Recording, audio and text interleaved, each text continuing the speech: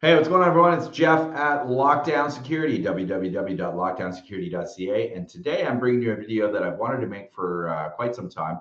I've wanted to make a video outlining what the difference is between the two Compustar controllers, which are the remote start or car alarm with remote start brains, as we like to call them, called the Compustar CMX and the Compustar DC3.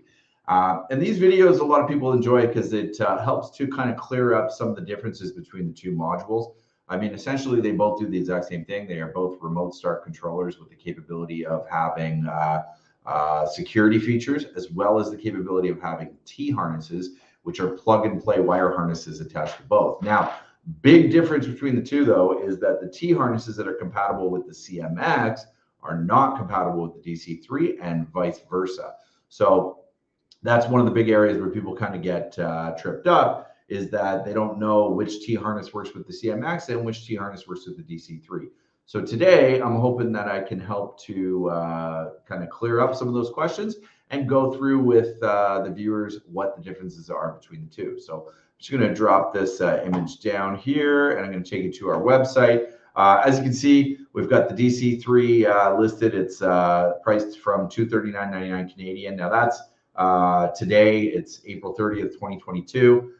These prices are subject to change. So if you're watching this video in the future, prices may very well have gone up. They may have gone down. But regardless, as of today, April 30th, 2022, this is the pricing that you would find on our website. And then right here, this is the FT-CMX. It's priced starting from $118.02. I've got a spreadsheet that I've created, which kind of goes through the differences. But before I show that to you, one of the things I want to go through with regards to pricing is this. So the DC3, which is at $239.99, that has the immobilizer bypass, the door lock interface, and all the CAN bus circuitry built into the controller at that price. So there's no additional circuitry that you need to purchase to be able to interface that with your vehicle, other than obviously if you're buying a T-harness or a remote control kit. Whereas the CMX requires something called a Blade AL. Now I'm just going to open up a new window, and I'm going to show you what a Blade AL is. A Blade AL is basically the interface, and the CMX can use not only a Blade AL, it could use a Blade TB, but for keeping it simple, just consider the Blade AL the only interface that you want to use with the CMX, because it is the only interface that's compatible with the FTIT harnesses, which I will get into in one moment. I'm just going to go back to this screen here where I can show you both controllers. Now, if I open up my spreadsheet, obviously this is where it gets a little interesting, where I can go through what some of the differences are. And I'm just going to read these off. So essentially, first major difference between the two, CMX is compatible with automatic and manual transmission, whereas the DC3 is automatic transmission only. Now, if you're going to utilize a CMX on a manual transmission, you need an accessory. And that accessory, which is not included with the CMX, is called an FT-DAS2. And the FT-DAS2, what that does is basically allows you, I'm just going to increase the size of that there. The FT-DAS2 is what senses whether the vehicle is in like a zero motion environment, and basically senses whether the vehicle is moving and cuts off power to the starter motor if the vehicle moves while it's in gear. That's essentially what the FT-DAS2's role is in manual transmission vehicles. It's also a multi-purpose sensor. So it's got a shock sensor, a glass brake sensor, a motion sensor built into it if you are upgrading the system to a full security alarm setup. Now, you can buy the FT-DAS on its own, or you can buy it in the FT Alarmit kit. The FT Alarmit kit and the FT-DAS, both of these are compatible as well with the DC3, but because the DC3 is not meant for manual transmission, all these parts would serve on the DC3 would be for security upgrade purposes. So let me go back to the spreadsheet. Next thing, as I mentioned earlier in the video, the CMX requires a Blade cartridge. Specifically, it really requires a Blade AL, whereas the Compustar DC3 has the interface and the bypass circuitry built into it. As for T harnesses, the CMX uses FTI brand T harnesses, whereas the DC3 uses iDataStart T harnesses. Let me go through the differences here, and I'll do that on my website on the brands section. So I have the FTI T harnesses listed under Compustar, and the iDataStart harnesses listed under iDataStart. So I'm just going to go down here and I'm going to go to T harness. So these are the FTI T harnesses. These are all compatible with the CMX. As you can see, they are a little bit on the pricier side. They are more expensive than most of the iDataStart harnesses. If I go to iDataStart, I'll show you these T harnesses. You will see these are them right here. Now, they're a little bit less expensive, and you'll see that there are 40 different T harnesses available. Not all of them compatible with the DC3, but there's about 36 or so of them that are, versus the FTI harnesses, which there are 21 harnesses. So that's another big difference between the CMX and the DC3. Technically, the DC3 probably has more plug and play coverage over the CMX, but that technicality is a technicality in that there are certain applications of vehicles like Subarus, for example, that the CMX has a plug and play T harness for, whereas the DC3 does not. So you not only have to weigh the choice between the two modules on whether your car has automatic or manual transmission, you also have to weigh it on what application, your make, model of vehicle that you're installing the module on. Go back to my nice, exciting spreadsheet. The CMX is equipped with 8 POCs. POC stands for programmable output controls. The DC3 is equipped with 4 POCs, programmable output controls. What is a programmable output control? Well, basically, it's an output that is programmable. That's pretty obvious, obvious explanation. But programmable outputs that you can connect to would be something like a window roll up or window roll down, or different auxiliary outputs that you want to trigger using the key fob that's connected to the CMX and the DC3. Again, the CMX just essentially has more flexibility for you for installation. Key fobs. CMX is compatible with all Compustar key fob kits, including Pro. The Compustar DC3 is compatible with, I have it listed here with Prime Compustar key fob kits, but that's incorrect. It's compatible with Prime and Pro. Compustar has many different key fob kits. Let me show you some of those. We call them RF kits. And I'm just going to get rid of the T harness choices. So essentially, the RF kits are the key fobs that you can purchase. You can buy 2-way, 1-way, 4-button, 1-button, 2-way LED, 2-way LCD. I won't get into all of the differences. This is just the Prime key fob kits. We at Lockdown only sell Prime. We do not sell the Pro models. But if you go on Compustar's website, like I will do here, excuse me, we will go to their site and you can see all of the different remotes that they have, including actually Drone Mobile. Just as a heads up, telematics compatible. CMX is compatible with Drone, MyStart, MyCar, and that's the same thing for DC3. It's compatible with Drone, MyStart, MyCar.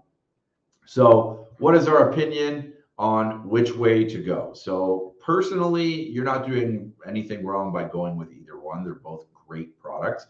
The CMX is obviously a little bit newer. It was released in, I believe it was released in 2020, towards the end of 2020. It's been out for about a year and a half, whereas the DC3 has been out now for approximately close to 5 years. The DC3 has been out. It was the predecessor to the DC3 was the DC2, which is no longer available. But essentially, it's been running for about 5 years now. So it's a proven piece of hardware. The CMX is also proven. It's a great piece, but it is newer. So it's just got a little bit more engineering technology in it over the DC3, just because it's a newer product. But back to my opinion. So my opinion is, if you're going to be doing an alarm and start, I would prefer the CMX, especially if you've got a manual transmission vehicle. Obviously, it's the only choice in that case.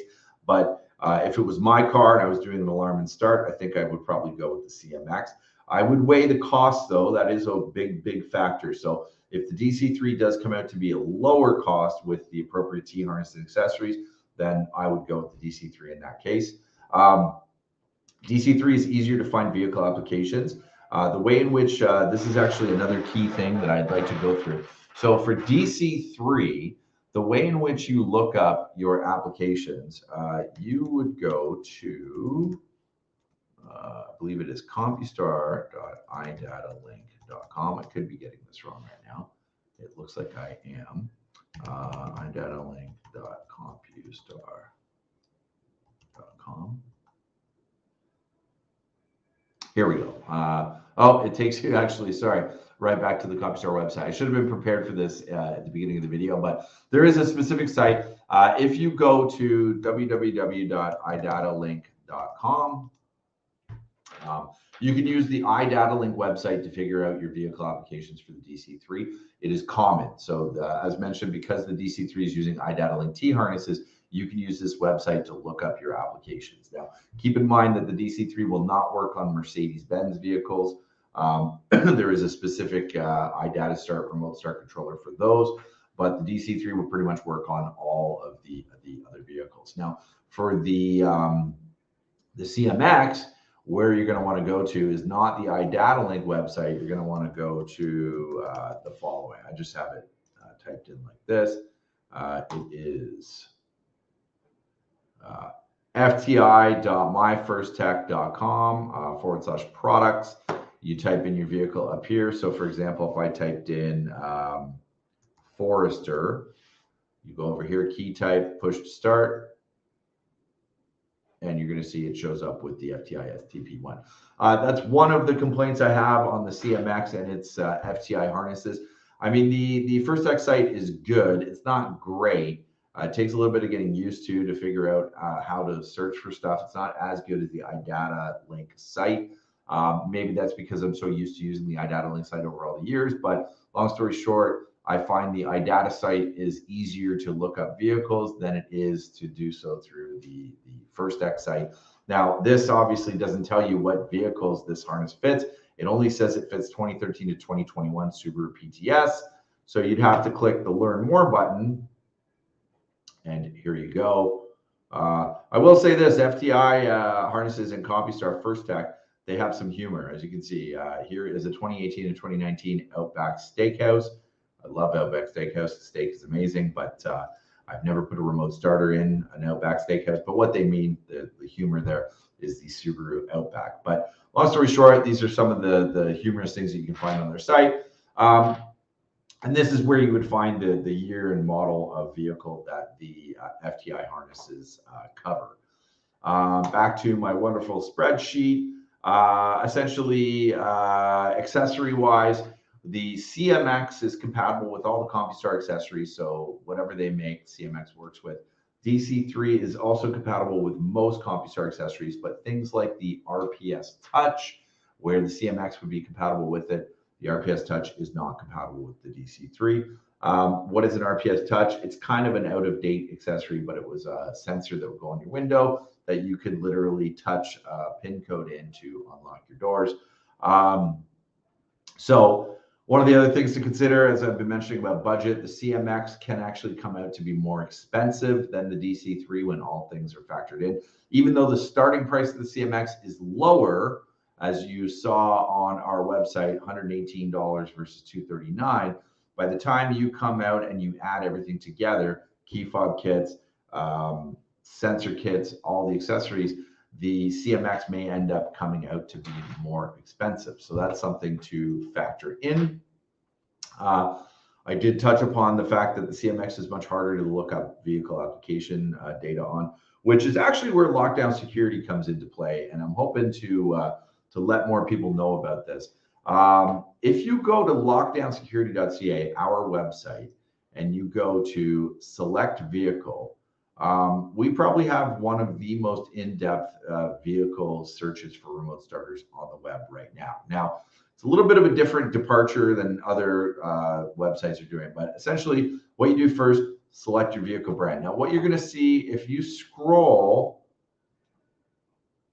I mean, we have hundreds of vehicles listed. It's taken so much time to build this out. But if you go to the top And actually, we even have a button that takes you back to the top. You can see all the vehicle brands are listed here. For example, if I click Hyundai, it's going to take me to the vehicle list here. And what's cool is I can select something like, I don't know, let's go Santa Fe. It's pretty popular. So it's going to take me here to the Santa Fe collection on our site. We're going to scroll down a little bit. And then right now we have remote start and security, radio replacement kits, power hatch kits, specifically available for the Santa Fe. If I click remote start and security, now I can scroll down and I can choose my year range. And we are going to pit the most popular options against one another to show you the different prices and the different harnesses that are available. So if I go to something like 2013 to 2018, we even have it divided by key start or push button start. Let's go to push button start. And you'll see for this vehicle, because the Santa Fe never came in manual in this year range, we are recommending to people the iDataStart HCX or the Compustar DC3. Now, why would we do that? Well, 410, for example, does not have a T-harness for this vehicle, whereas iDataStart does. So they have the ADS THR HK3, which works with the iDataStart HCX. And as per the point of this video, it also works with the DC3. Now, if I go to maybe the 2019 to 2022, okay, so you'll see we're not recommending any plug and play harnesses for this particular vehicle because there is no plug and play harness. Now, this is actually a bad example of a vehicle because I'm not showing you the CMX. Let me go back and show you the Elantra. Excuse me. Sorry, I got a bit of a cough. Let's go to push button start here. So you'll see here, again, you'll see there's two options. There's the iDataStart HCX and the Compustar DC3. We are telling you which T-harness is used on those, but then you have an option for the CMX.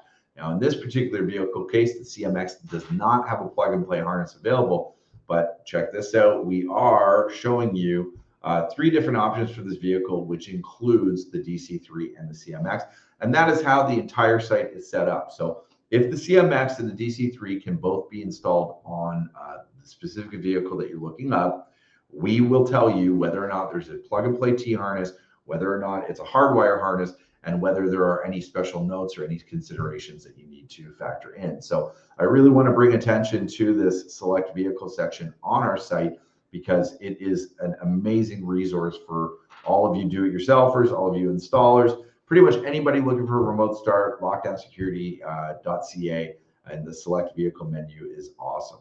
If you go back to the homepage, you can also access this right from the homepage under the select vehicle make. When you do select vehicle make, what that's going to do is it's going to take you to the actual collection page for the vehicle make. So it's not going to show you all of the vehicles that we have, but you can filter it down specifically by the vehicle make itself. So back to CMX versus DC3. Essentially, that pretty much concludes the video. We are trying to push both. We do believe that both have a place in the remote start marketplace. And as mentioned, you can't go wrong with either one. So if you are looking for a remote start or you are looking for an alarm and start, do consider both. And if you have any questions, feel free, sales@lockdownsecurity.ca. If you go to our website as well, if you go to any of the remote start pages, for example, if I go to Audi, you're going to get to the Audi collection page. And there's a contact us button clearly listed. If you click this button, it takes you to a contact us page. Give us your info and we will get back to you if you have any questions about remote starts. We even have basically, for example, if I go to the Audi A4, we even have, if you go to remote start and security, if you need help choosing a remote start, we actually have a form that you can fill out, which gives us all of your specific details on which remote start you want, what sort of key fobs you want, whether you want smartphone, et cetera, et cetera. So I can definitely put a link to this form in the description below. I will put a link to the CMX and the DC3 in the description below as well. And I hope that everyone enjoyed this video. Just going to pop up this. So essentially this video outlined the difference between the CMX and the DC3. If you like this video, hit the like button. If you could, subscribe to our YouTube channel. It goes a long way to help us make more videos like this in the future. And again, I really hope you enjoyed watching the video. Thanks for watching.